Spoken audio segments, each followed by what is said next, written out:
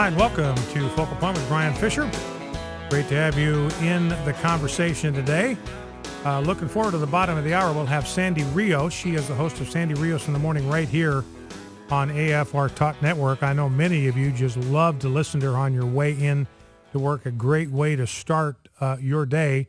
Frequent Fox News contributor, nationally syndicated columnist, and she'll be with us at the bottom of the hour. I want to pick her brain about her trip to Israel.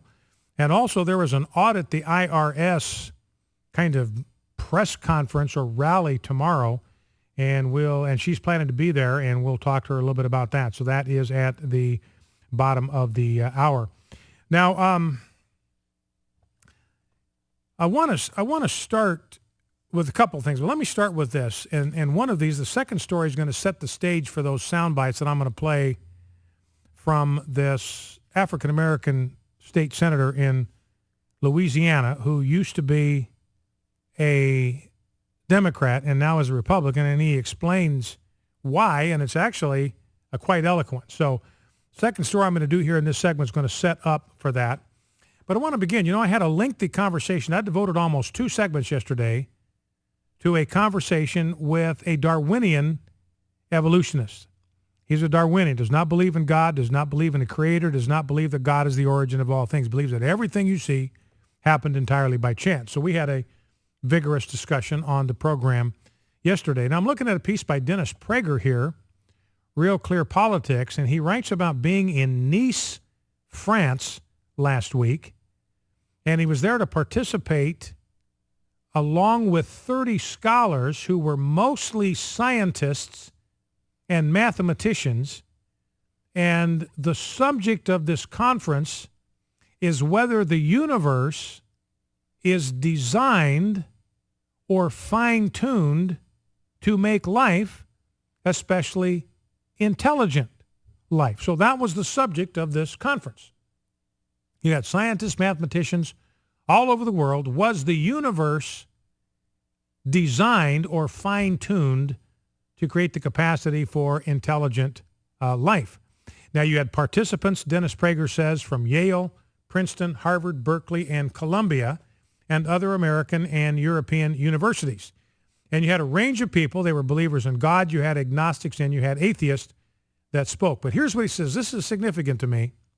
It was clear that the scientific consensus, and our friend yesterday ought to love this because he was all about consensus. He backed away from this, but it was almost as if he said, hey, consensus is science. Whatever the majority of scientists believe, we are compelled to accept that just because that's a consensus. Whether it makes scientific sense, whether it makes logical sense, whether it makes rational sense, we have just got to accept it because that's the consensus. That was kind of what he was arguing. Well, he ought to love this then, because here's what Dennis Prager says was the scientific consensus that emerged from this conference. It was clear that the scientific consensus was that, at the very least, the universe is exquisitely fine-tuned to allow for the possibility of life. Now, notice fine-tune. That's a design word. You got somebody that's kind of tuning in a radio station. Somebody's changing the knobs on the dial. Somebody's pushing the buttons. Somebody's dialing in to that frequency. Fine-tuning implies both intelligence and purpose behind the tuning. It appears, says Prager, that we live in a Goldilocks universe in which both the arrangement of matter at the cosmic beginning and the values of various physical parameters, such as the speed of light, the strength of gravitational attraction, and the expansion rate of the universe, are just right. And unless one is frightened of the term, it appears the universe is designed for biogenesis and human life. Now realize, as soon as you start talking about fine-tuning, you start talking about design, Darwinianism is gone. It's out of here. It's history, because there is no room for a designer or even or an intelligent designer, let alone an intelligent designer, in Darwinianism. It's just all due to the random collision of atoms. Prager goes on, regarding fine-tuning, one could write a book just citing the arguments for it made by some of the most distinguished scientists in the world. So here are the most distinguished scientists in the world, and whether they know it or not, they are arguing for intelligent design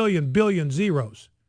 Chance, one chance followed by it's a one followed by a million billion zeros. So in other words, the chance, the possibility of this universe coming into being by chance with energy is zero. It is a mathematical impossibility. So this is a guy from Oxford, and you got to have somebody put it there. There's no way this could have happened by chance. Unless one is a closed-minded atheist, and that's exactly what our friend was yesterday, closed-minded. He's made up his mind. Don't confuse me with the facts. And, basically Jesus, look, there's nobody who is so blind as the man who will not see, who refuses to see right is what in front of him, right what's in front of him. Unless one is a closed-minded atheist, Dennis Prager writes, it is not valid on a purely scientific basis to deny that the universe is improbably fine-tuned to create life, let alone intelligent life. Additionally, it is atheistic dogma, not science, to dismiss design as unscientific. In other words, what's driving Darwinians today is not science, but ideology. They are being driven by dogma, not by truth, not by scientific fact, not by scientific law. They are being driven by ideology. And Dennis Prager refers to that as dogma masquerading as scientists. So, ladies and gentlemen, I want to go back to Genesis 1:1. It's where the Bible starts. In the beginning, God created the heavens and the earth. Now, the heavens and the earth, that's a figure of speech called a merism, where you have two opposites equal the whole. That's everything. Heavens and the earth. There's nothing else but heavens and earth. That's the whole ball of wax, the whole shebang, the entire universe, the cosmos, as Carl Sagan referred to it. All of it came into being at the creative hand of God, according to Genesis 1:1. Now realize, if you can't trust the first verse in the Bible, if you can't believe it, if you can't take it at face value, if you can't place your full confidence in the first verse in the Bible, why would you want to believe anything that comes after it? In other words, if you can't place all your weight on the very first verse in the Bible, then there is no reason, no rational reason, why we ought to be able to place our full weight on anything else in the Bible, including the story of the life, the miracles, the death, the burial, the resurrection of Jesus Christ. So it's absolutely critical. And what we're seeing here from this article by Prager, look, scientists and mathematicians are telling us that the most logical thing in the world, the most rational thing in the world to do, is to believe that Genesis 1:1 is correct. And that's what I want to emphasize in kind of bringing this little segment to a close. I didn't get to that other story I'm going to get to. We'll save that for a little bit later in the program. I kind of got wound up on this deal. I just love saying that. I just love saying that 1 in a million billion billion billion billion billion billion billion billion billion billion billion billion billion zeros. That's the chance. 1 in that chance this all could have happened through the random collision of atoms. So here's my point. This is what I want to stress with you. And again, this is based on just what we're hearing from scientists and mathematicians about how exquisitely fine-tuned the universe is, how if any one of these natural constants, whether it's the speed of light, the gravitational field, any of that, if any of that was off by the slightest degree, life would be impossible. So here's what I want to remind you. Our belief, your belief in Genesis 1:1, it is biblically, theologically, rationally, logically, mathematically, and scientifically correct. Never change your mind on that. Back in 2. Leanne